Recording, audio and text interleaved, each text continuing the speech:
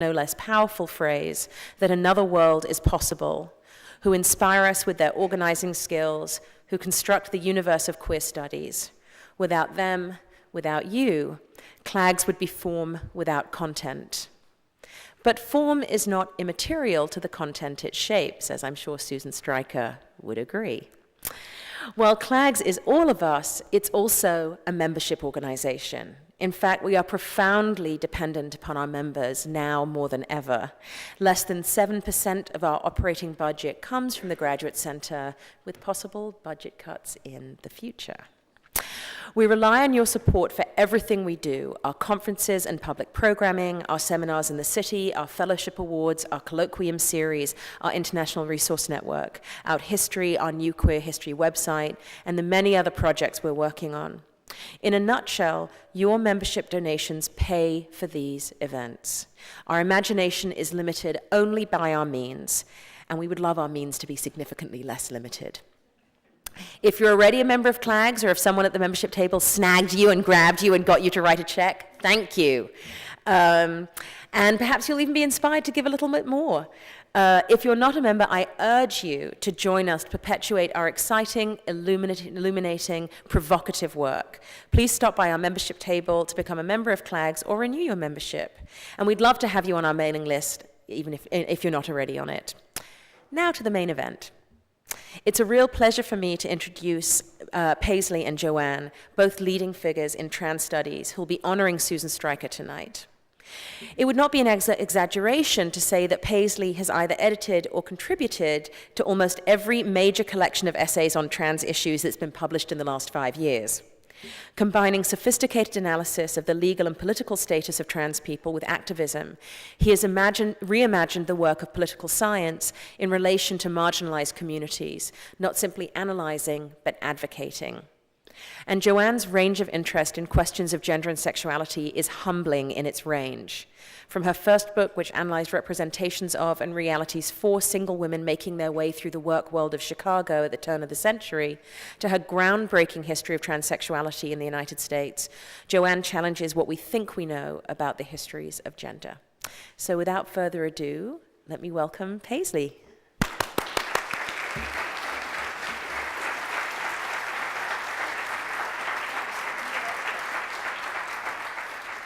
So thank you. I thought I had kind of escaped the nervousness of standing up in the Proshansky Auditorium every year at the Kessler thing, but apparently not. So I am really just truly delighted to be here tonight to praise Susan Stryker's contributions to what used to be called gay and lesbian studies and could be called LGBT, queer, gender, sexuality, transgender studies now. From my past involvement with CLAGS, I know that the duty of a testimonial speaker is to deliver brief yet profound remarks. And tonight, I'll try to meet the first criteria, if not the second. Saying something profound about a thinker as original, as creative, as revolutionary as Susan Stryker is a very tall order. In all her work as a scholar, as an activist, as a cultural producer, and as a public intellectual, Susan has been far beyond ahead of the curve. She's been off the page. She charts new territories. She's confounded the truisms of established scholarship. She troubles the safe havens of identity. There's so much I'd like to tell you about Susan's achievements in all its many and wondrous forms, but that would take hours, so I'll just touch on a few points in my brief yet profound remarks. So tonight, Susan is about to deliver the 17th annual Kessler Lecture, but I first saw Susan at a CLAGS event in the same space, kind of. It was the Proshansky Auditorium on 42nd Street in 1995, and I was like a new assistant professor at Brooklyn College, kind of huddling in the audience. You know, I would never get up and speak at a microphone. And it was a panel on gender and the homosexual role. At that time, Susan wasn't up on the stage with the distinguished panelist. She was in the audience.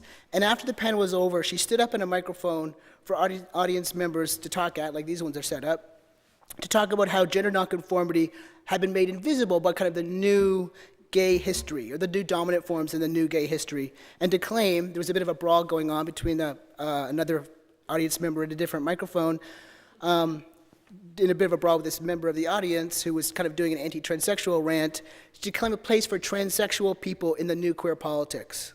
A year earlier, Susan had published her groundbreaking essay/performance piece, My Words to Victor's Frankenstein Above the Village of Shamu. in GLQ, and 3 years later would edit the transgender issue of that same journal. In those years, in the heady queer 90s, it seemed transgender studies had arrived. Queer studies would not be allowed to settle back into recognizable and comfortable gender categories, with Susan Stryker and others who followed her queering gender. Transgender knowledges would be subjugated no longer. And that's basically what happened. Susan has intervened, producing what one could describe as transgender intellectual work across an incredibly broad array of discourses and media and registers. Susan's Emmy Award-winning 2005 film Screaming Queens, The Riots at Compton's Cafeteria, produced with Victor Silverman, unsettled the gender policing practices of gay historiography. It told the story of the 1966 Tenderloin Riot, which was the first known act of collective violent resistance to the social oppression of queer people in the US. And this was 3 years before the Stonewall riots. With Stephen Whittle, Susan edited the encyclopedic Transgender Studies Reader, which even in the 2 years since its publication has had a huge effect on the growth of transgender studies. Most recently, she's published Transgender History, an incredibly accessible, theoretically sophisticated book that will, I think, be widely read. As a public intellectual, Susan wastes no time in wading in and helping out when necessary. Last year, in the debates about transgender exclusion from the Employment Non-Discrimination Act, Susan, as an historian of the transgender community in the United States, wrote up a pamphlet called "It's Your History, Use It." Activists kind of turned to her and said, "We need some talking points. We need some good material." And Susan produced these talking points in what seemed like 5 minutes, because there was an email, there was a little bit of stuff, and then suddenly it was done. She's like one of the fastest writers you'll ever run across. So this pamphlet kind of distilled important historical information about the intertwined histories of gender nonconforming people and gay and lesbian people in the U.S. And I want to also say that Susan is one of the most generous colleagues you'll ever find in the academy. I travel around and I talk to people who are doing dissertations on transgender stuff, and I don't think I've ever once run into someone who hasn't been helped by Susan Stryker. If it comes to be like reading proposals, serving as an outside unpaid member of their committee, finding them the right box and the right archives in the right country, Susan's like knows everybody. She's been helping out with so many dissertations you could hardly believe it. So that's just a little kind of short story, little limited rendition of what the range and depth of Susan's work. I'll just tell you a few more things. She's been the queer history columnist for Planet Q. She's a performance artist. She's worked on art installations at the Soho Guggenheim. She's published scholarship in an absurdly multidisciplinary range of journals, from Art Insight to the International Journal of Transgenderism, from Film Waves to the International Feminist Journal of Politics, from Felix, Journal of Media Arts Communications, to Sexuality Research and Social Policy. Next month, a special issue of Women's Studies Quarterly that I was fortunate enough to co-edit with Susan and Lisa Jean Moore will come out, and I think there's a couple of copies on display in the lobby. That issue features really cutting-edge work that explores categorical crossings, leakages, and slips around and through the concept trans, as in transgender, obviously, but also transnational, transracial, transgenerational, transgenic, transspecies. As Susan explained in the introduction to the issue, recasting trans as a more general conceptual operation and articulating the interrelatedness and mutual inextricability of various trans phenomena moves trans far beyond the politics of identity. So in a very short span of time, under Susan's leadership, transgender studies has indeed come a very long way. With Susan as its curator, trans studies hasn't yet been allowed to be comfortably contained by familiar disciplinary tropes, by any one methodology, by rigidly bounded identity categories or epistemological frameworks, by anything that would install any kind of trans normativity. So the advances that trans studies has made in the academy have been brought about to such a huge degree by Susan's tenacity, her commitment, her brilliance, and her labor. So I'm almost done, but there will be a real kind of hypocrisy to my praise of Susan's contributions tonight if I didn't also mention the conditions under which that work was produced. Susan has recently been named to a prestigious visiting professorship at Harvard, and next year she'll be moving to a full-time permanent associate professorship at the University of Indiana. Watch out, Kinsey Institute.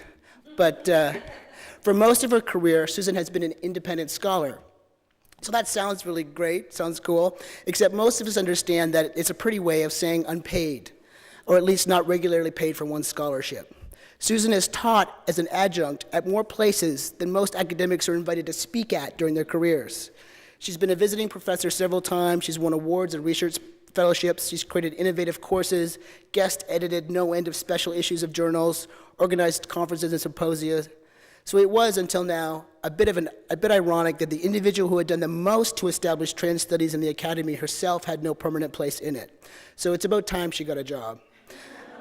And I'm very thrilled that she's being honored here tonight. Thank you.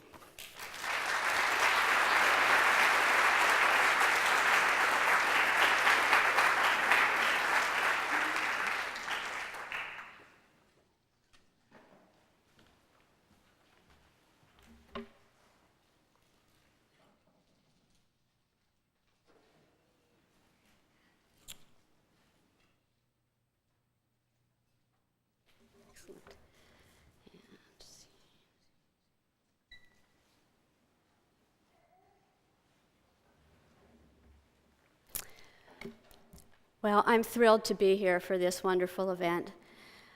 Interestingly enough, I first met Susan Stryker at the very same event where Paisley first met Susan Stryker, here in 1995 at the CLAGS conference. I don't remember much about the event, but I do remember meeting Susan. I was doing research at the time for my book, How Sex Changed, and I had already heard through friends that there was another historian out there named Susan Stryker who was interested in the history of transsexuality. When I discovered Susan at the conference, I introduced myself, and with her usual, as Paisley has already told you, her usual expansive generosity, she immediately invited me, not knowing anything about me, to a meeting the next day to be held in a classroom at NYU to discuss the possibility of organizing a transgender studies conference. Back in the mid-1990s, you may or may not remember, transgender studies did not really exist as an academic field. There was a new transgender social and political movement, of course, and there were a few books and articles, and that was about it. So 7 of us met the next day, and it was a kind of intense meeting, fraught with all the friction you might expect in a fledgling movement. We didn't end up with a transgender studies conference right then, but I ended up in a years-long conversation via email and in person with Susan that deeply shaped the history I was writing. In just this past spring, Susan, who had called that first meeting, organized the big conference in Vancouver, a major successful conference on theories and practices of transgender embodiment. Some ideas just take a while to hatch. It's Susan, more than anyone else, who deserves the credit for developing the field of transgender studies. She's spent years calling meetings, collecting archival records and combing through them, doing oral history interviews, writing articles and books, editing volumes, producing a documentary film, and traveling around the world as a scholar and performance artist. She's the most entrepreneurial scholar I know, and I mean that in the best sense of the word. She always has a plan, usually more than one, for the next gig, the next job, the next book, the next film, and the next conference. And it's not a lonely kind of quest. She's someone who draws in other people. She creates networks and communities. She shares her research files, and she introduces her friends, who are now all over the world, to each other. So let me tell you just a little bit more about what all this energy and community building has created. Paisley has already told you quite a bit, and I'll add a little bit more here and do a bit of a dittoing here, but also a quick hop and skip over some highlights of her career. A few years back, Susan was the executive director of the GLBT Historical Society of Northern California. She built it from a small, mostly volunteer, struggling community organization into a major archive and museum, and along the way, she established it as one of the critical repositories for collections on transgender history. In her years at the Historical Society, she also wrote her first books.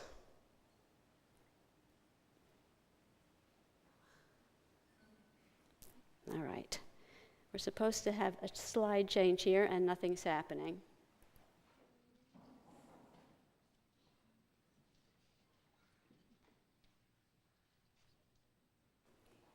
What? page down, yes. All right, let's see what can we do.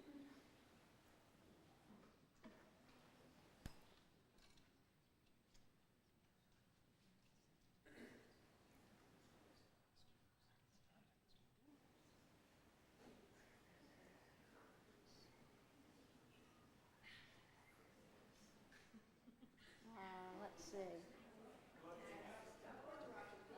Up here. The other one.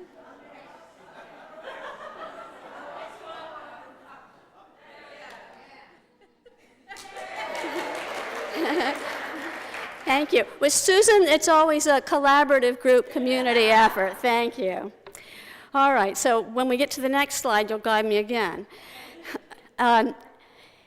In Gay by the Bay, a history of queer culture in the San Francisco Bay Area, which was co-authored with Jim Van Buskirk, Susan included what is, I think, the first history of San Francisco's transgender community. And in Queer Pulp, Perverted Passions from the Golden Age of the Paperback, she included a great chapter on trashy transsexual and transvestites novels. These are both lavishly illustrated books, and they showcase Susan's talent for writing lively, readable, even fun histories. During the same year, Susan also wrote the introduction to a new edition of Christine Jorgensen's classic autobiography, and she did the legwork, the sleuthing and interviewing, for her prize-winning film, co-directed and co-produced with Victor Silverman. Screaming Queens, as Paisley has told us, uncovers the history of a street rebellion in 1966 in San Francisco's Tenderloin neighborhood, and it shows the pre-Stonewall linked origins of transgender and gay liberation movements.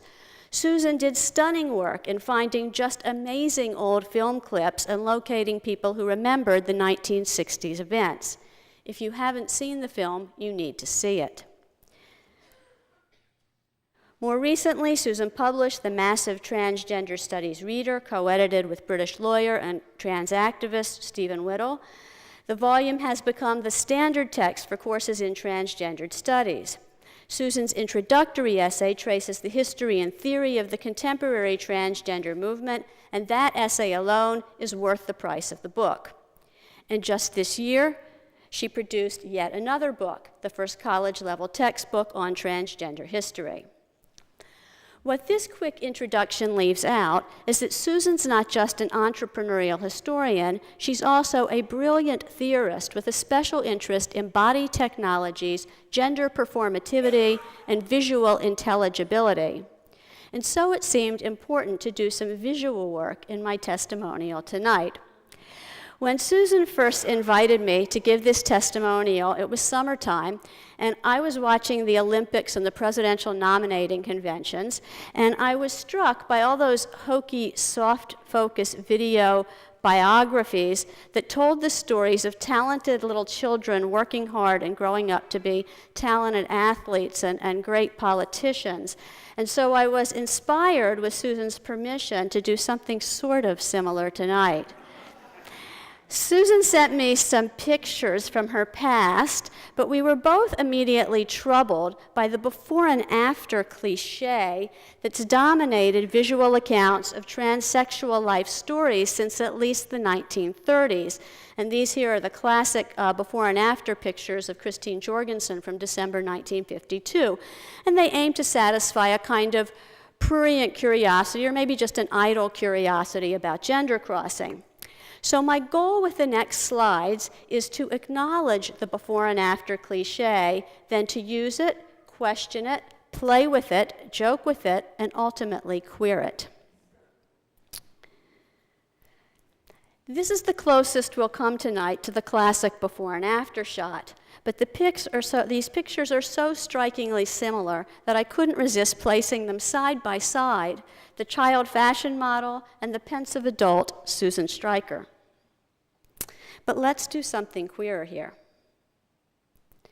This before and after pair comes from two address books that Susan produced when she worked at the GLBT Historical Society. One was illustrated with gay male pulp covers, the other with lesbian pulp novel covers, but I kind of like them as a queer version of our before and after game. Back to Susan. As for all of us, Susan's life story is a multifaceted journey. We have here first the young, seemingly bald, sectarian Mormon child from Oklahoma. Susan was, via her mother, a child participant in what was then called the Reorganized Mormon Church, which is an oppositional offshoot of the mainstream Mormons.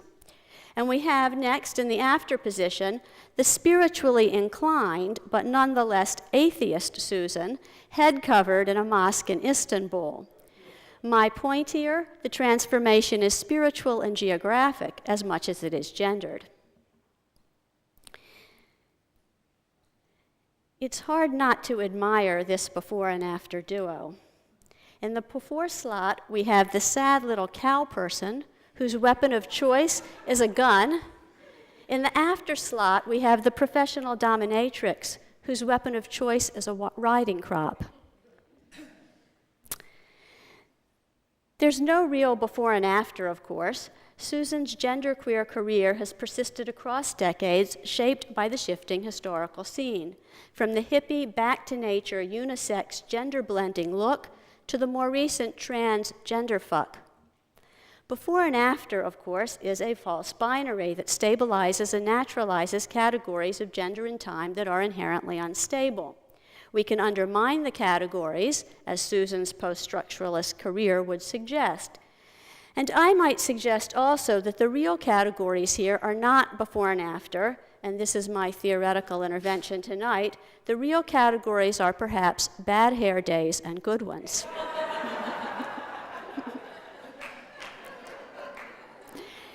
And just to repeat that point, if you've ever longed to see Susan Stryker with a poodle cut, this is your moment.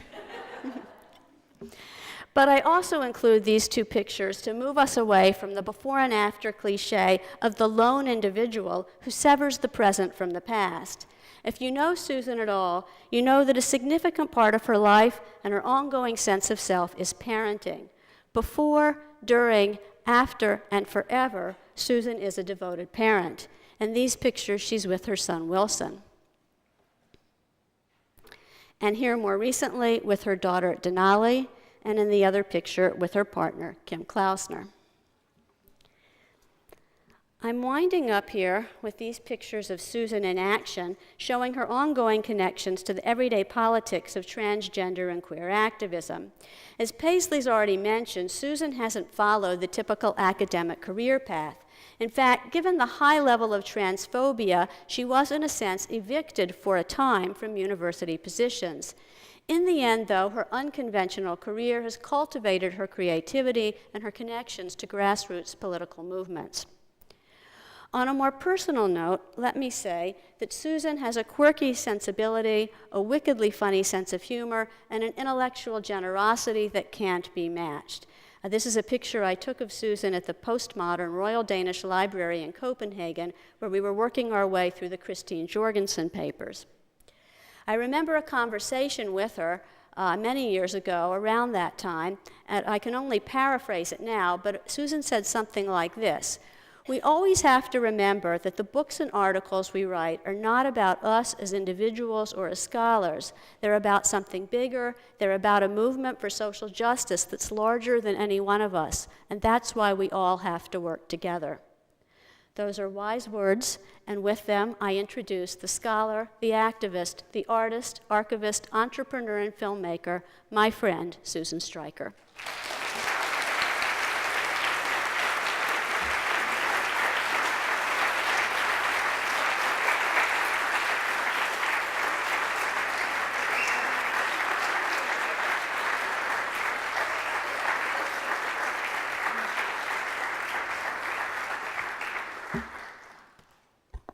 Wow. I'm sort of speechless. I've never been testimonialized like that before. So Paisley and Joanne, thank you so much for your kind words. I think of both of you as such amazing colleagues to have. So your words really meant a lot to me. So continuing on with my thanks, I do want to thank my partner Kim for schlepping out from San Francisco to be here with me and share the moment. Thank you to David Kessler for endowing the lecture, and for the CLAGS board for selecting me to be the recipient of the Kesller Award this year. And thank you to Sarah and Alyssa and the rest of the CLAGS staff that's made this such a pleasant stay. And to Jonathan Katz for hosting this nice party last night, and to all of you for coming. I have to say I'm a little emotional. It feels like it's a lot to stand up here and take in the being honored, and that I will just say that for the past several years, it seems like I can tear up or get a quaver in my voice at the drop of a hat. If I didn't know any better, I'd say I was menopausal. It's about that time of life for me. But that's not it. But I am just, what makes it easier to stand up here and receive, being honored is that I really do believe that transgender studies, transgender politics, transgender cultural production, it really is a collective enterprise, and that I just felt like in some ways I was lucky, that I was the right person in the right place with the right skill set, right time of life, whatever, that, I was able to start pulling some things together. But it's just like there's so many people who were involved in this project. There's such a vibrant community that, like anything one person says, it, ricochets and bounces off what somebody else is doing. And that, I just feel like I'm standing here on behalf of a movement, and an intellectual movement and a political movement. And so on behalf of everyone who is doing this kind of work, let me say thank you to the people who are acknowledging that. I also feel a little humbled by the fact that standing up here, I feel like there's something that I've failed at, which is that I'm not doing tonight what I set out to do, which is that when I was notified that I was asked if I would accept the Kesller Award this year, I kind of had in mind, because this was months ago, when I received this news, that I had in mind that I wanted to sort of compose a piece and perform it tonight, and what I often wind up doing is that I feel like I'm kind of like a pretty good musician, and that I sort of tinkle around on the keyboards and do a lot of structured improvisation, and that tonight I was gonna, like I said, write something and perform it, and for whatever reason, like that didn't quite happen. And so I'll be doing what I think of as like my standard kind of improvisational talk rather than reading a formal paper. I do have to say that I think one of the things that got in the way of doing what I intended to was the election on November 4th. I was having a really hard time thinking past November 4th. I didn't know what the future looked like after that date, because it just seemed like there was so much at stake in the election, and that given the announced theme of what I was talking about, trans movements, that to think about a trans movement in the most basic sense of a movement across a division, some new way of linking and assembling ourselves with that which we are different from, then the question of what kind of future we link to seemed a really vital part of what it was that I wanted to say. And so there was a while there, a few weeks or a couple of months where I just felt completely obsessed with following election news. I'm sure nobody else experienced this. I think it was unique to me. And so, just obsessed with, 538.com, Daily Kos, Huffington Post, MSNBC. So I guess what I'm trying to say is that ultimately, if what I have to say tonight doesn't quite hang together, please don't blame me, please blame the liberal media. Okay. And the final prefatory thing I would like to say is that, as you might have noticed already, is that I tend to never be able to go anywhere directly. That I've always, I see my destination in the corner of my eye and the peripheral vision. And I kind of loop towards it, arc towards it, hopping from one semi-connected fragment of an idea, to another, traveling, hopefully, sometimes arriving, always enjoying the trip, and just thankful that I have, an audience sometime that, doesn't mind my driving and wants to come along for the ride. So let's get started. I want to start with two pieces of things, one that I did and one that somebody else did, that for me is where the topic of tonight's talk began. So I'm just going to launch you right into these two things. Hang on.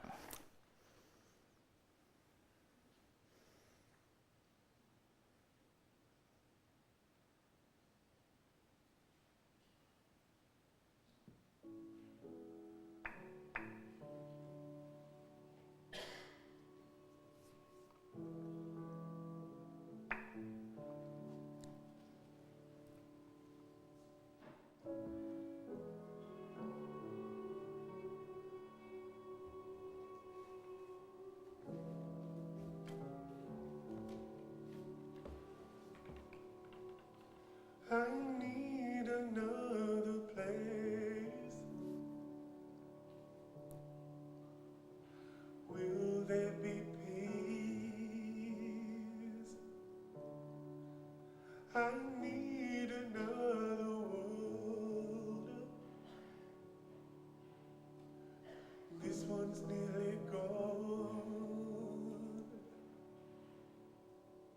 Still have too many dreams.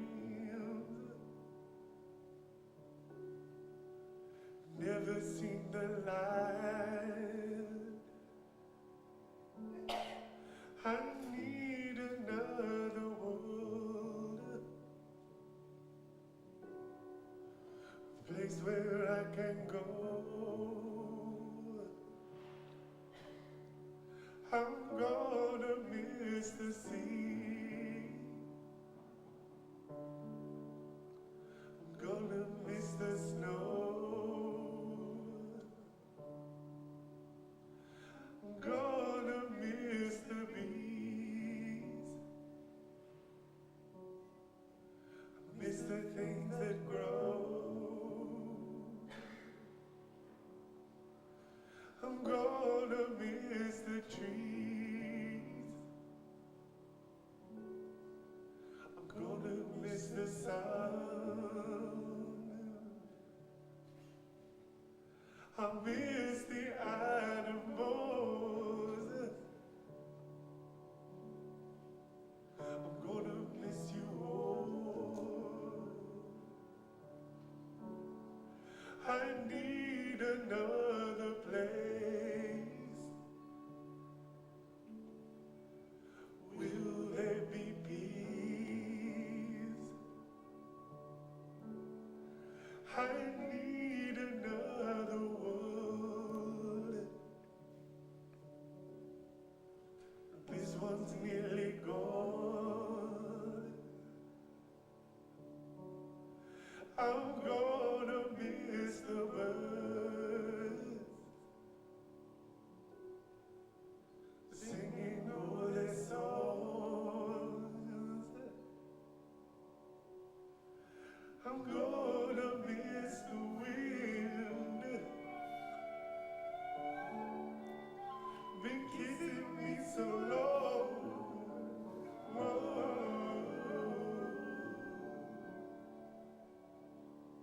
Another world,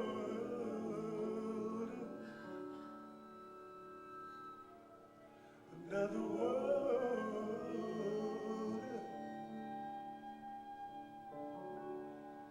another world,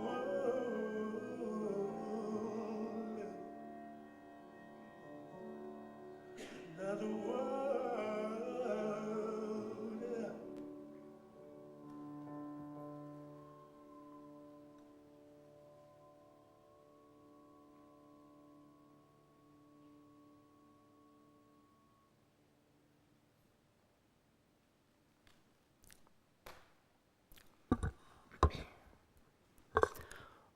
Why is it that we, the secular, we who consider ourselves to be of this world as well as in this world, why is it that we, the secular, now sense an apocalypse when we read the signs of the times? Surely that old tale is too worn out, too ill-used to be true. And yet, the ice is melting, the oceans rise, forests are burning, and the wells dry. Plague, pestilence, and famine stalk the cities and desert places alike, and everywhere there is war and rumor of war. Ye gods, the hour of reckoning is nigh upon us, and it may be too late for our salvation. And yet, let neither the shame of our bloody hands, nor the depth of our grief, nor the terror of contemplating our own particular end in the end of all that we know, unmake us prematurely. Let us not yet be stilled by our brokenheartedness. Let us not yet lie down to die. Let us witness the world living as it lives through us, if only for this one moment more. Let us make meaning, even of this catastrophe, if only for one breath more. Let mourning and sorrow spill out from us onto the face of the land, so that we shall harbor the weight of mourning and of sorrow no more. Let us give up that which is dead to the dead. Let us love what we have lost forever by letting it become a ghost.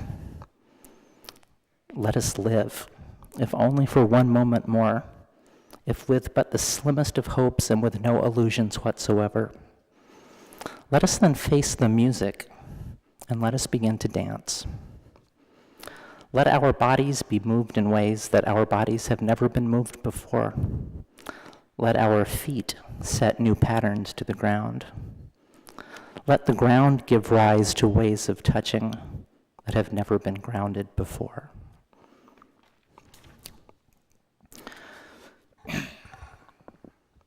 So that first piece that I played, many of you probably recognize the performer. It's Anthony and the Johnsons, vocalist Anthony Hegarty, from their new EP, which is called Another World. That was the title track.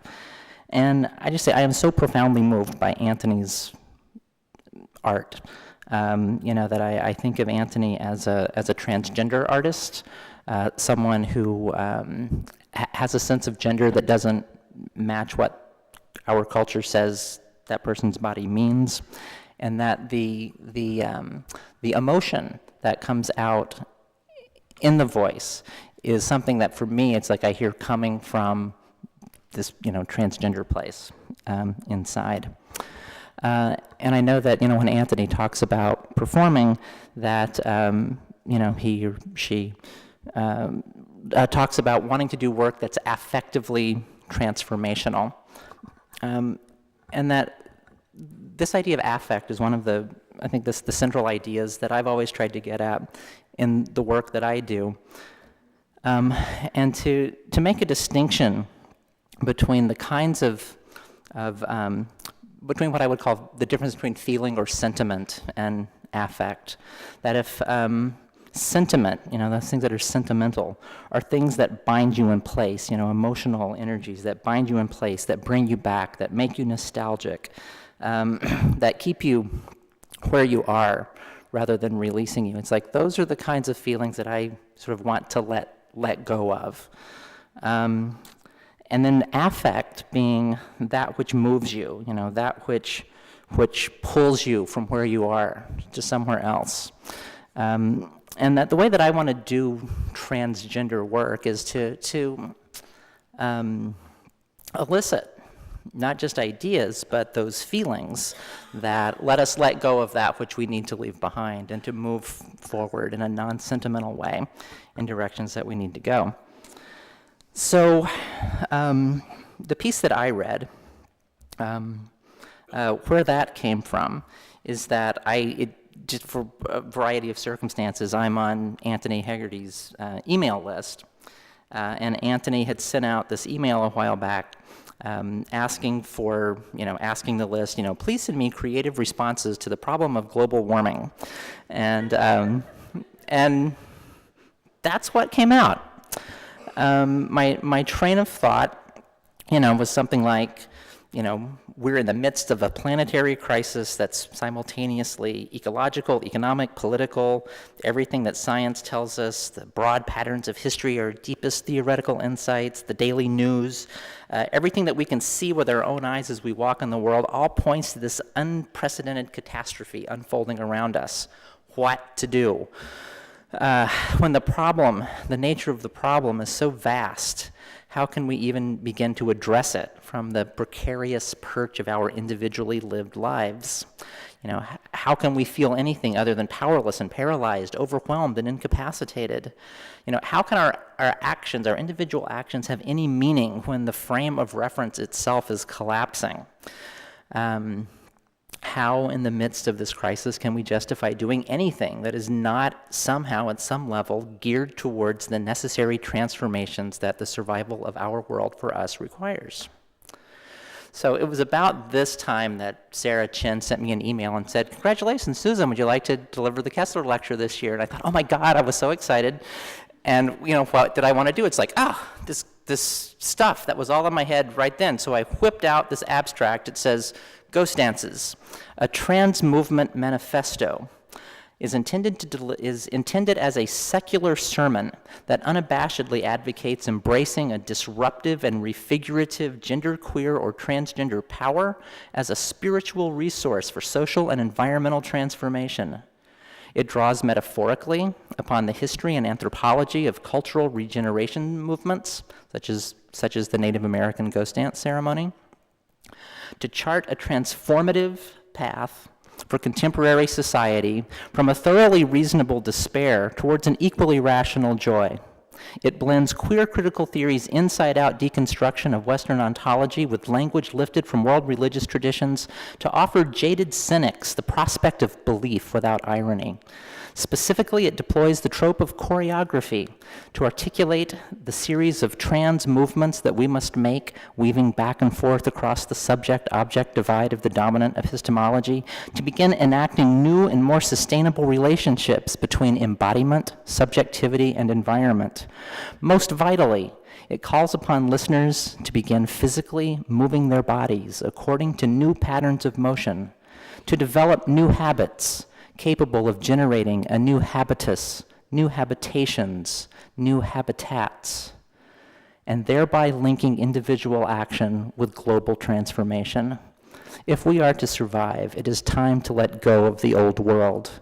It is time for transfigured flesh to dance a new reality into being. So I kind of feel like George Luis Borges, like writing a story that says, if I were to have written a novel, it would have gone something like this. So if I were to have written the lecture that I was intending to write, it would have gone something like that. And that what you have instead, that paper is, scattered across bits and pieces of documents on my hard drive, and, what you have instead is what I'm doing now, just trying to piece the fragments together. I will say, before moving on to the next point, though, is that I sent both that ghost dance piece that I just read, as well as the abstract for the paper that I'll hopefully write someday. I sent it to Anthony Hegarty, who wrote back this little note. This is the theme that is, to me, the most important. And yes, environment and observation of reality is at the heart of transgender concern. Transgendered children dance by themselves in a reverie, in a circle of light. These are diamond-eyed and feral children. There is a willful wildness in our eyes, and upon seeing the world today, we are among the first to start to mourn, and mourn we must. For if hope is ever to arrive, we must throw our truth in the air. So, thank you, Anthony, for that thought. Okay. So to move into the second movement of my talk today, one move I don't want to make, but which some people in the audience will probably undoubtedly decide I have made nonetheless, is the familiar move by which white people appropriate, romanticize, and deform cultural forms, practices, and identities that belong to other cultures. In this case, particularly Native American cultures. There's this long history of white people playing Indian for rhetorical effect. The Boston Tea Party just being the most famous example of that. But there's innumerable instances of agrarian revolts when like farmers in western New York would dress up as natives and ransack the courthouses where the deeds to their farms were held, or where members of a vigilante mob would disguise their identities during acts of violence by painting their faces in imitation of indigenous war paint. And parenthetically, just to stick this in, it's interesting to note that cross-dressing laws in the state of New York originated in 19th century prescriptions and prohibitions against white people impersonating Indians during the commission of civil disturbances.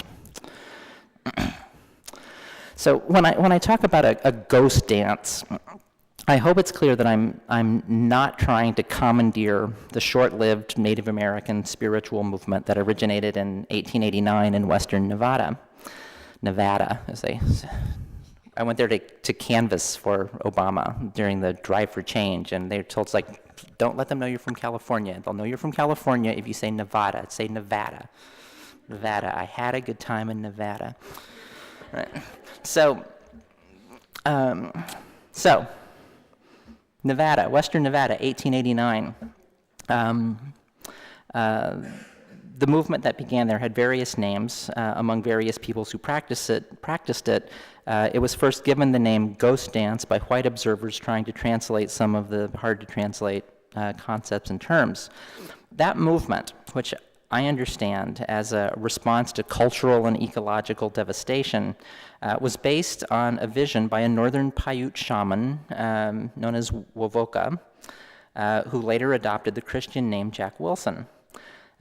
In the vision, Wovoka was transported to an abundant land teeming with life, where the living and dead would be reunited.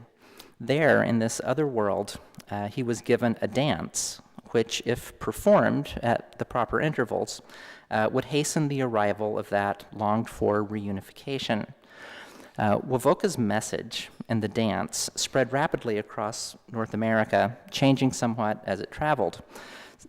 Some among the Sioux, who were recently confined to a diminished reservation in South Dakota, came to believe that dancing the ghost dance would bring the buffalo back to the plains, that it would make white people vanish from the earth, that wearing the ghost dance shirt would render the wearer impervious to bullets, and the Wounded Knee Massacre of 1890 was the tragic result of U.S. military response to a band of Sioux leaving the reservation to dance the ghost dance. Now, what seems inspirational and instructive to me about the ghost dance is not the particular content of its ceremonies, but rather the conviction among a people that how we physically move our bodies, individually and collectively, has the power to transform both ourselves and our world. As anthropologist Anthony F.C. Wallace pointed out many decades ago in his study of the death and rebirth of the Seneca, and as ethnologist John Mooney, an early student of the ghost dance, pointed out even earlier, cultural revitalization movements, often involving communal dance and ecstatic vision, have a long human history. In organizing my thoughts tonight around the evocative label ghost dance, it's to this broader history of collective cultural transformation that I intend to refer, rather than towards any particular ritual or tradition. My goal is not to acquire that which rightfully belongs to another, but to ask in all seriousness, what would our ghost dance look like? How can we who live in the belly of the beast of catastrophe capitalism, invoke a new vision that brings us together to change ourselves and change our world? I am struck, however, by how often white U.S. LGBT culture attempts to assert some kind of affinity with Native cultures. One particularly salient story, many of you may know this one, Harry Hay, the founder of the Mattachine Society and the Radical Fairies, tells the story in his memoir, Radically Gay, of being a child visiting a relative's ranch in western Nevada in 1925 and having been recognized as different by an old Paiute shaman who went by the name Jack Smith and who offered him his blessing. Years later, 1969 to be precise, at the very historical moment that gay liberation was erupting in the aftermath of Stonewall, Hay was politically involved with a traditionalist Native American group, which had just acquired the Dover Press reprint edition of John Mooney's long, out-of-print, rare monograph on the ghost dance. And it was in reading Mooney at that time that Hay learned that Jack Smith, this person he had met as a child, who blessed him, that Jack Smith's Paiute name was Wovoka, and that he was the prophet of the ghost dance movement. So a rather striking story of these kinds of continuities being drawn. Now, among transgender community, I mean, without going into a long song and dance about it, I mean, there's a tremendous amount of subcultural production, let's call it that, of people who identify as trans now evoking or invoking some kind of indigenous shamanistic transgender figure as a way of saying, we've always been here, in many cultures, people like us were venerated, and that what I want to acknowledge is that those stories are very powerful. They move people to do things. There's a sense of strength or power that comes from telling those stories, even if our rational, scholarly, mind says, it's kind of a stretch, to link contemporary transgender with other cultures, gender and embodiment practices, that I don't think you can draw these easy lines of connection. And so my question now is, how can we tell a story, a powerful story about what's important about being transgendered that doesn't reproduce, exoticize, romanticize, and other people's difference from dominant gender now? How can we tell a story that we actually believe without irony, without making it a metaphor for something else? What would it mean to take seriously the idea of, can transgender people be spiritual leaders for our society today, to be seen as possessors of a certain kind of knowledge about survival in the midst of drastic change, people who know something about the material power of self-transformability? So, if this is a project that I want to take up seriously, for me, as an avowedly secular person, the first step for me to think about, can transgender people be spiritual leaders, is to make the idea of spirituality fully immanent in the material world, rather than something that's transcendentally set apart from it. And what I'd like to suggest is that we have a secular materialist theory of the spirit or soul present in the works of Michel Foucault and his followers in their discussion of biopolitics. In other words, I think that Thomas Hobbes had it exactly backwards when he says in the preamble to Leviathan that man imitating nature creates an artificial being or Leviathan called the Commonwealth, in which, quote, sovereignty is an artificial soul as giving life and motion to the whole body. In his critique of modern European political economy, Foucault does not so much dispense with this Hobbesian idea of sovereignty, so much as he dispenses with its juridical model, and he reconceptualizes sovereignty not as a power emanating from a certain source, but rather from a meshwork of power relations that converge at the point of our body. So if we think of soul or spirit as that which animates us, that which is the concrete essence of who we are as a particular subject, as that vital force which is coextensive with our bodies but non-identical to it, as that which survives our individual death, then it is the soul of man, to use Hobbes's phrase there, it is the soul of man that is the artifice constructed by the nature of Leviathan. And since this is, as I said at the outset, a secular sermon, allow me one moment of scriptural exegesis. So I will take my text tonight from History of Sexuality, Volume 1, Right of Death and Power Over Life, where Foucault argues that sovereign power evolved two basic forms of acting on human life, which, rather than being antithetical, constituted the twin poles of power's development. The first of these poles, designated the anatomo-political, disciplined the body's biological substance in order to maximize its productive capacity, while simultaneously increasing its docility. And it aimed at the body's integration into systems of efficient and economic control.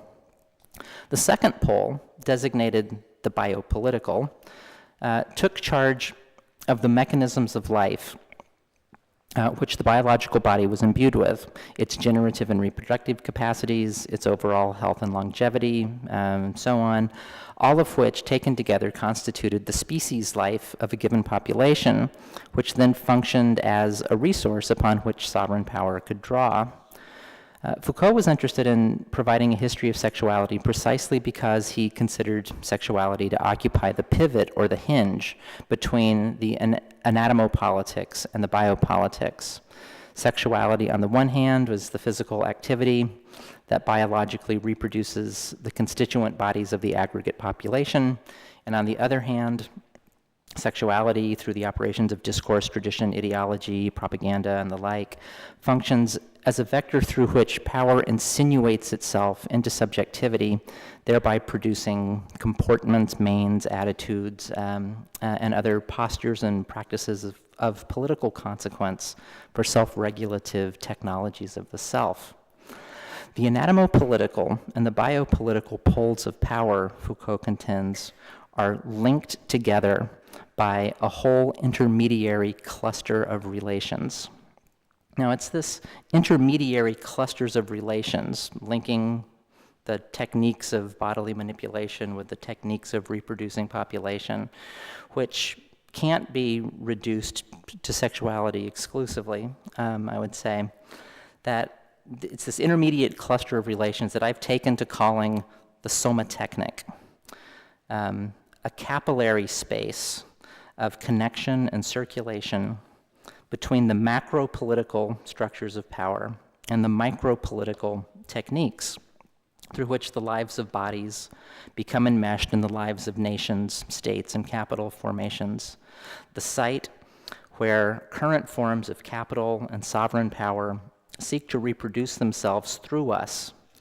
This somatechnical space is an experiential space of which we are sensually aware and in which we are subjectively present. It is a situation that we could just as well call an embodied soul or self, a site of agency, I would argue, a place where we can begin to enact and materialize new social ontologies.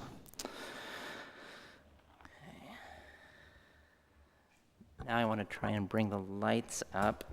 Let's see.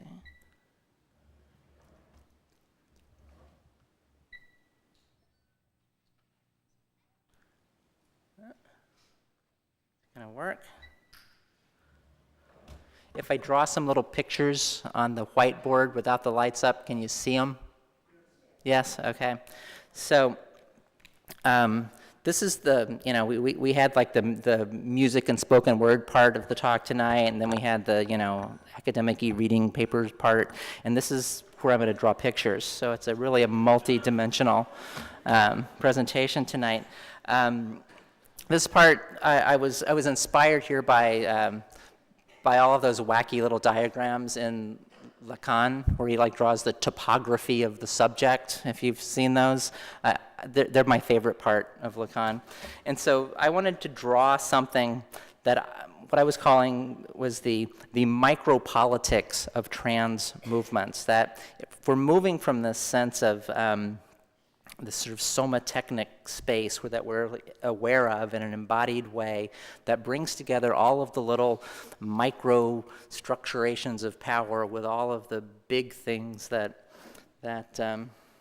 we're connected to. It's like, how does it work at the micro level? And I thought I should try and map this out. So,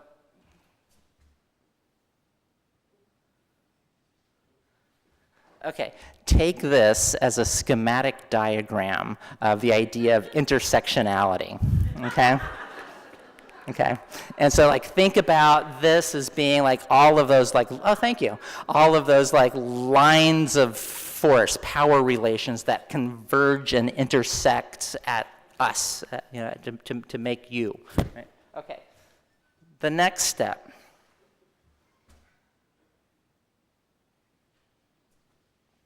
Okay, I called that one casting the circle of subjectivity. You know, that and all of these things that intersect in us, it's like some of them we think of as us, and some of them we think of as not us.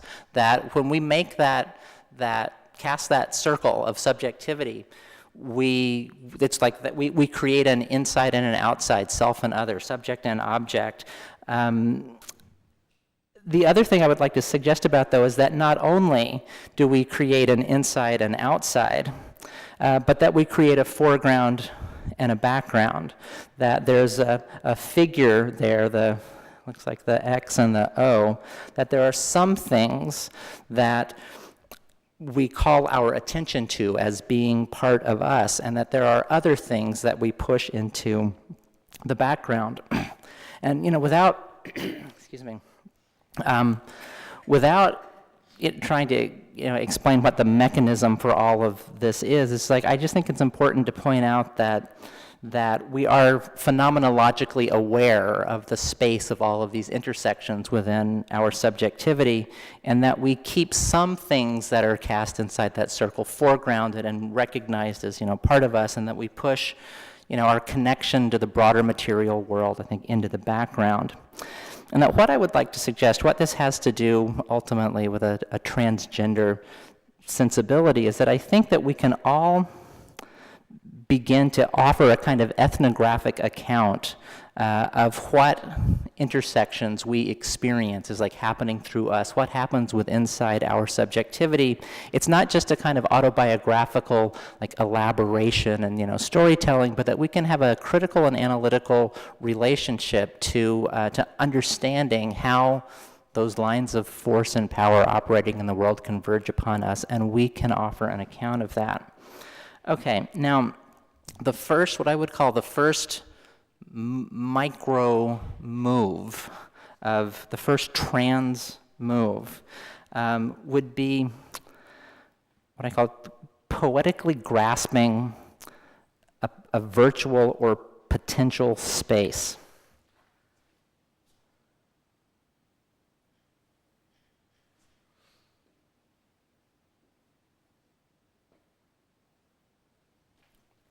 That if we think about these lines of force or power that converge upon us, you know, these are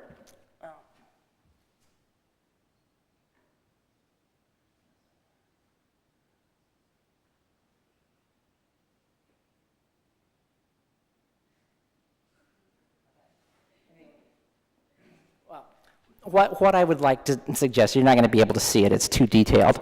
Let me find my place here again. Is that you know, the X lines were, you know, what I would call the, you know, like technes, dispositif, discourses, institution, language. They're these things that materialize the subject and its relation to the world. You know, that they're dynamic, that things circulate both from the outside to the inside, that they circulate inside and they move back out into the world, that there's a sort of dynamic circulation of power there. But that the trans move, the trick, the magic, if you want to put it that way, is to creatively grasp not just what those lines are that are there, sort of what's present, but to imaginatively grasp the space between the lines, to think about that negative space, the white space, the absent space, as a kind of ghostly presence. It's the shape that haunts what's there. It's real, it's immanent in it, it's not material, but it is something that can be grasped poetically by the subjectivity that occupies that space. Now, so let's see, we've got our X's, we've got our O's, we've got our V's. So in that V, virtual space, I would just like to suggest that that space is, the space that haunts the concrete materialities of our lives, that dynamic space, as active and dynamic as the concrete material things that constitute us. But that what we can experience subjectively are these moments where the background that has been suppressed to bring out the foregrounded structures of our subject, where that background wells up into our phenomenological consciousness or awareness. And in talking about an active, dynamic space, I realize that there's a word for that in the Western philosophical tradition. It's discussion of the word kora. If you guys have read Arigari and people who have moved on from her, that the idea of kora, it's a Greek word, it means the space between things. That the kora is the space between the polises, it's the countryside. And in Plato's cosmology, kora is the sort of the generative space that the world comes out of after all the male active principles have been added to it. There's this void, this space there, the kora, which doesn't add anything, it just is the space that holds the things that are actively made. Arigari takes this up and says, no, actually kora is, it adds something, that the space itself is dynamic, the space itself is generative. And that's sort of the idea that came out of my drawing of the subject, was the idea that we have within us these active dynamic spaces that are generative of new possibilities and potentials that can be grasped and articulated through how we experience them.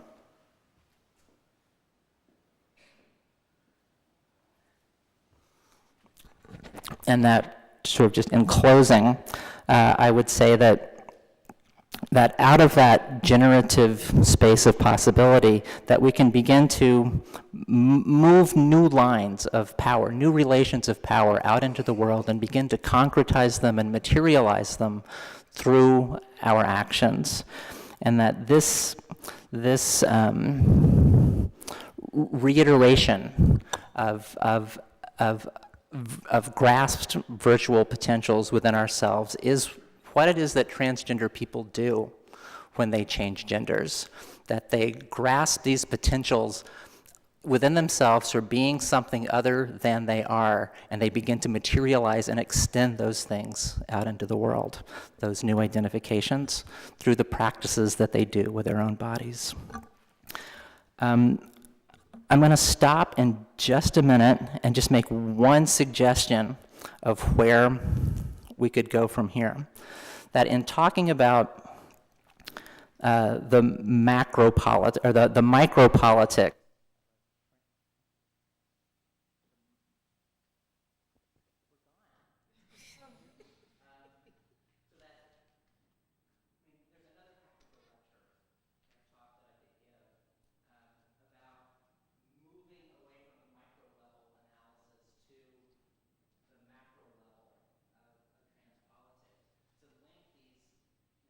affective and subjective movements up to large movements of people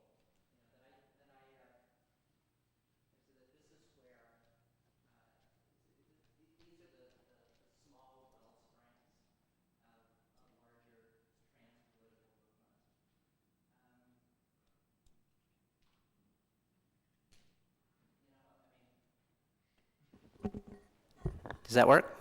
Hey, we're back. Okay. Bodies and technologies, right? Woo! I actually feel like I'm kind of losing steam, so I'm gonna wrap things up right now. But I would just encourage you to think about how we can all move from these small micro-political movements within us, link them in these powerful and transformative ways to larger structures out in the world. You know, to think about how, in some ways, we can all be trans. How we, you know, we're all used to thinking about how we can queer things. Everybody says, oh yeah, you know, how do you queer that? You know, anybody can be queer. Queer is a move that you make, but people think of trans as being something that is, you know, particular to a certain kind of person. And I would sort of encourage all of you to think what are you transing, as well as what are you queering in your lives? How can we begin to reimagine the role of trans in a broader queer or LGBT movement? What would it mean, to go back to that earlier question about how can transgender people be spiritual leaders? It's like, what would it mean for trans people to take a lead or to be imagined as in a leadership position, rather than trying to attach, you know, the little trans caboose to the, you know, the big lesbian and gay, you know, movement that's pulling out of the station? It's like, what if you think about the trans as actually what is like an equally powerful, critical, and political move to make as queering something, and that, you know, that I would say, you know, I would welcome anyone who, you know, wants to be part of a trans movement to come into it. It's like, you know, that trans people aren't necessarily anymore asking to link to an LGBT movement, but that we would invite anyone in who wants to work on trans issues, you know, to work on them and be part of that movement. And, you know, it's like, I think about the recent, you know, political turmoil around the Employment Non-Discrimination Act, which was split to, you know, to be a sexual orientation bill and a gender identity bill, but with the gender identity part being, you know, dying in committee. I think about that not necessarily being a failure if you think about it from a transgender perspective. You know, that I think that the way that bill has died in Congress, it actually just gives us more time to reassemble a coalition that makes trans an equal part of that effort to prevent discrimination. I sort of feel the same thing about the marriage debate. I know it was horribly disappointing that Prop 8 failed in California. It was a terrible thing. And yet, transgender people's marriages, whether they're, you know, it's like, looks like a heterosexual marriage or looks like a homosexual marriage, any marriage involving a trans person is subject to, you know, to a greater challenge than any non-transgender person. Gay marriage does not necessarily protect transgender people. And so, again, if we're thinking about how to bring together a big, encompassing transgender movement, it's like the failure of Prop 8, or rather the passage of Prop 8, is not, from my perspective, necessarily a failure. It's just going to take longer to develop a new take on marriage that is fully inclusive of transgender people. And the thing I'm going to end on, finally, and thinking about how can a trans movement link us to bigger political structures in the world, is to just make sort of a closing comment about the Obama election and the and just, you know, the overwhelming emotionalism of that moment. That it really seems like we as queer people have an opportunity to connect with national culture in a way that has never been accessible to us before. That people on the left have access to mainstream power in a way that we have never had in our lifetime. And the final quote here comes from Judith Butler, writing, I mean, how could I do a queer studies talk and not mention Judith Butler, right?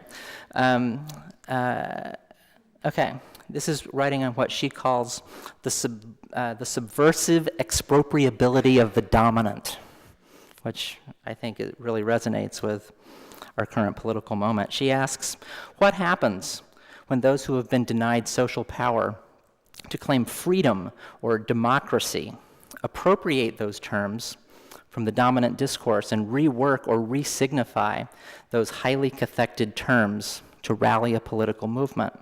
What is the performative power of claiming an entitlement to those terms, justice and democracy, that have been articulated to exclude the ones who now claim that entitlement?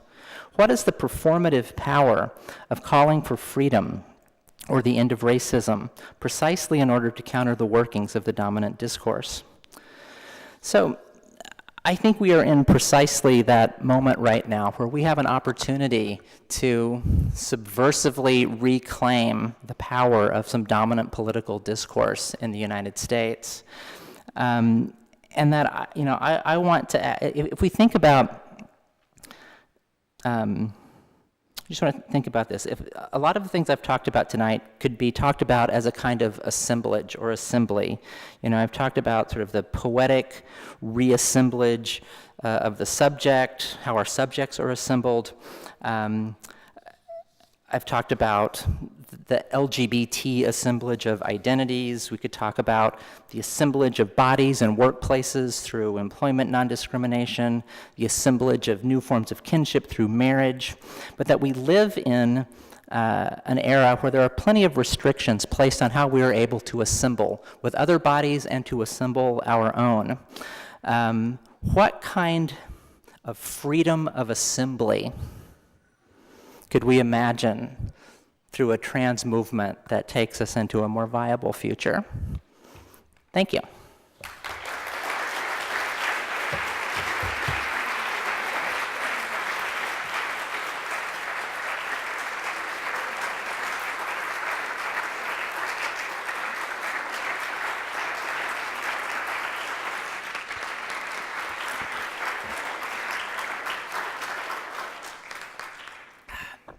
I was worried I was going to really lose the plot there at one point, but thank you for sticking with me. I'm happy to take comments or questions or to see you all outside for the reception.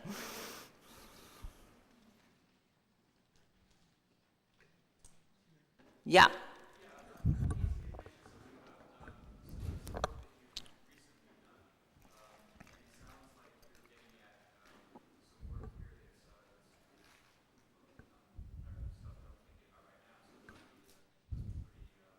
It's in the air. Yeah.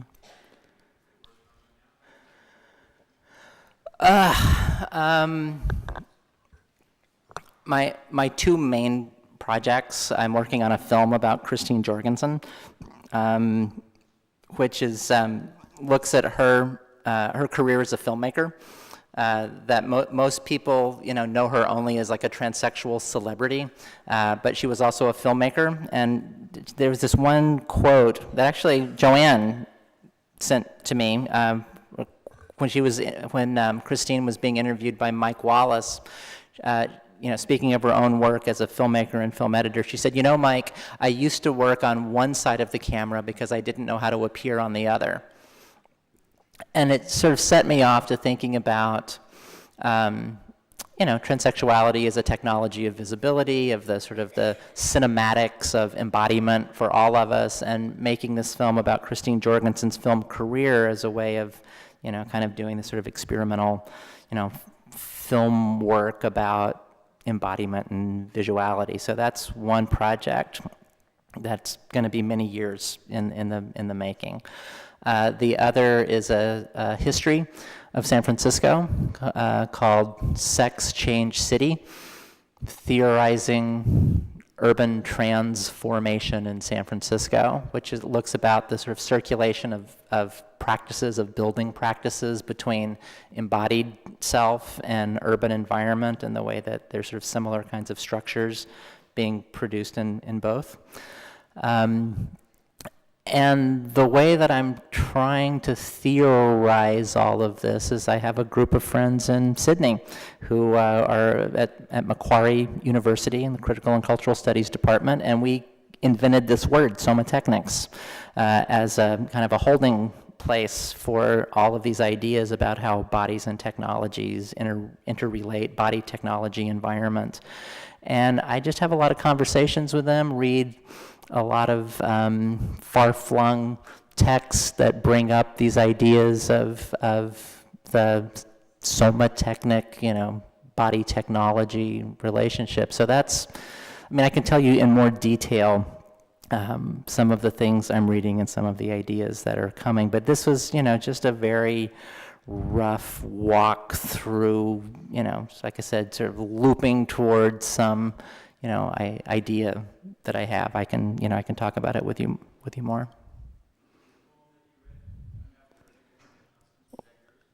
After Anthony and the Johnsons, yeah, that was mine. Yeah. I wrote that when I got the email from Anthony, and then, like I said, Sarah said, "Oh, Kessler Lecture," and it's like, "Oh, I'm going to have to do something about this." There, it was just the thing of the moment. Yeah.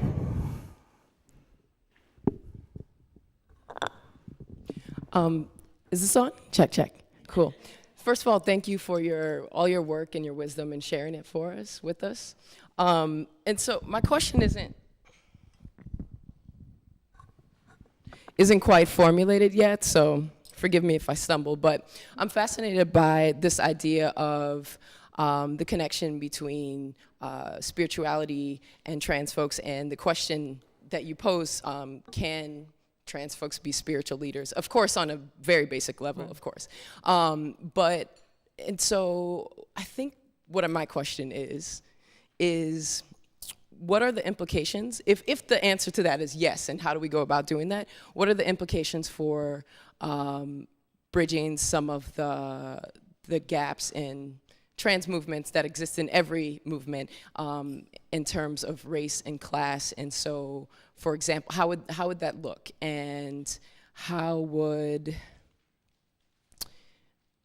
it look to make those discussions and the technology that you're speaking of, and even theory that you've talked about, more accessible?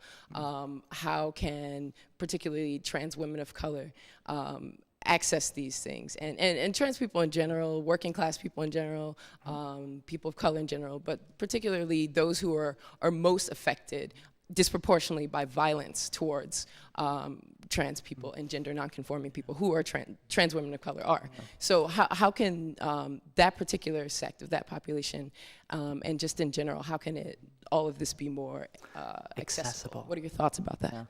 Yeah. It's a lot.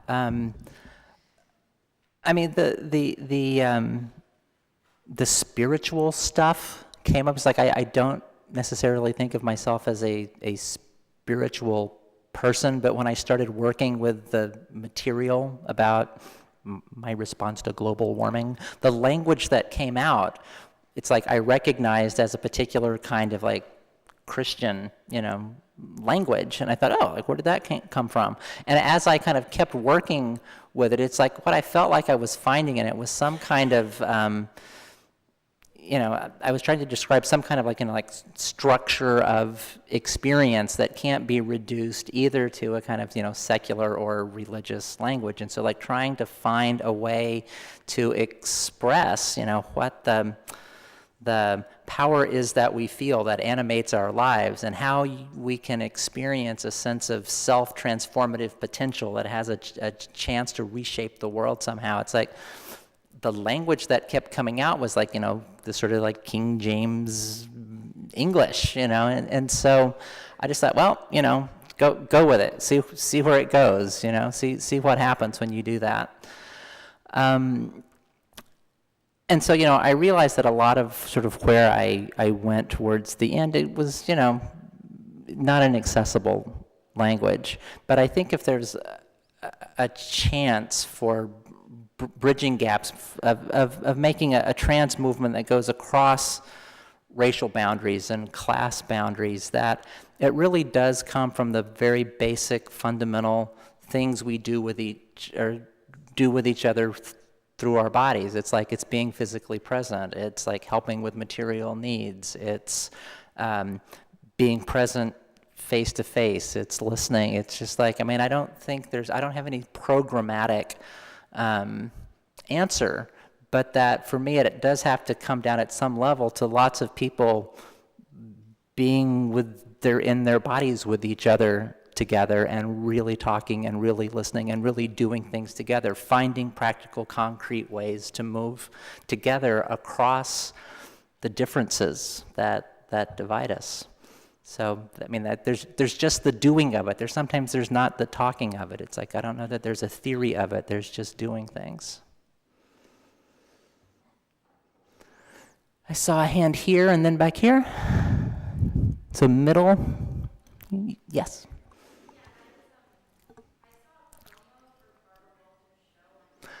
Tonight. It's on tonight at 10 o'clock. Did you set the DVR? No. Mm-hmm.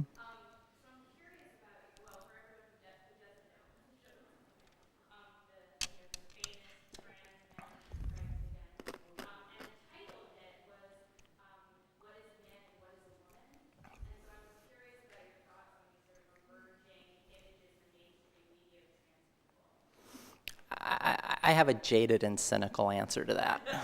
Sorry. Which is that, I mean, I'm really glad Thomas Beatty, the pregnant man, is having as many babies as he wants. I think that's a great thing. But it's not new. I mean, it's just like trans guys have been having babies for, decades, if not century, I mean, it's not a new thing. You stick around this game long enough, you will see that the same kinds of stories keep popping up with alarming regularity. And so this is just I think the most recent, man has baby story, or, my husband is a woman, kind of story. So anyway, I hope the Beattys, enjoy their moment of celebrity, and that it works out really well for them, and that people who didn't know anything about this, see it and learn something. And, it's actually Paisley has written something on the pregnant man, and maybe you guys can talk afterwards. But yeah, 10 o'clock tonight, Thomas Beatty, Barbara Walters special. He's pregnant again. Yeah. Had a baby in June, pregnant by October. Yeah. So, and Jenny Boylan, who also writes about haunting. She has this transsexual memoirist, Jennifer Flynn Boylan. Jenny Flynn. What's her last name? Boylan. Yeah. Anyway, she's got this book out about growing up haunted, and she's also on the same program. So, so much like tranny, whatever tonight. So go consume wildly. Yes. There was another hand over here.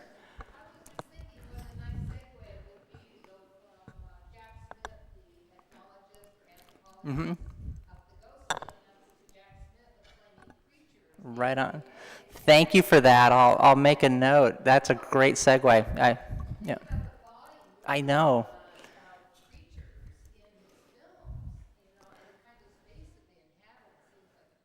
That would be perfect.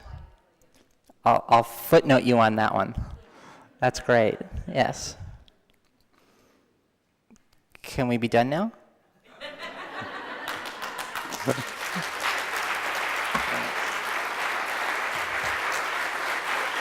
Thank you very much.